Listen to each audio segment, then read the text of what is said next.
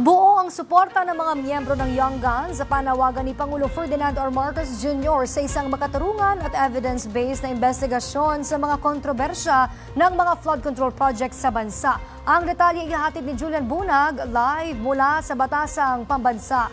Julian? Princess Isa, sina House Deputy Speaker Paulo Ortega V, J. Kong Hoon at Representative Zia Alonto Adyong sa mga nagpahayag ng kanilang suporta sa panawagan ni Pangulong Ferdinand Marcos Jr.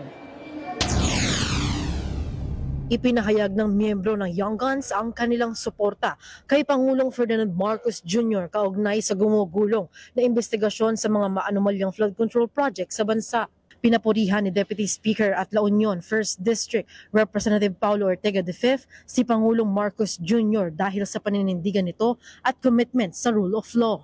Pinuri rin ni Deputy Speaker J. Kong Hoon ang hindi padalos-dalos na pagdedesisyon ng punong ehekutibo, gayon din ang pagbabase nito sa matibay na ebidensya.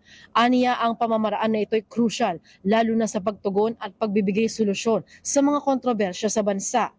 Binigyang diin naman ni Representative Zia Alonto Adyong na iisa ang panunaw ng buong Lanao del Sur sa pinanghahawakan ng Pangulo. Ang pagkakaroon ng katarungan, partikular na ang kanilang paghahanap ng kasagutan mula sa maanumalyang flood control projects sa bansa.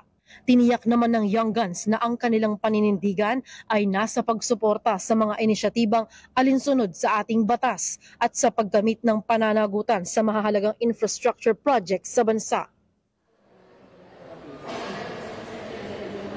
Princess, kaisa rin aniya ang Young Guns sa pagsusulong ng katarungan at transparency para masiguro ang flood control project sa bansa ay magamit ng publiko na sumasalamin sa values bilang isang Pilipino.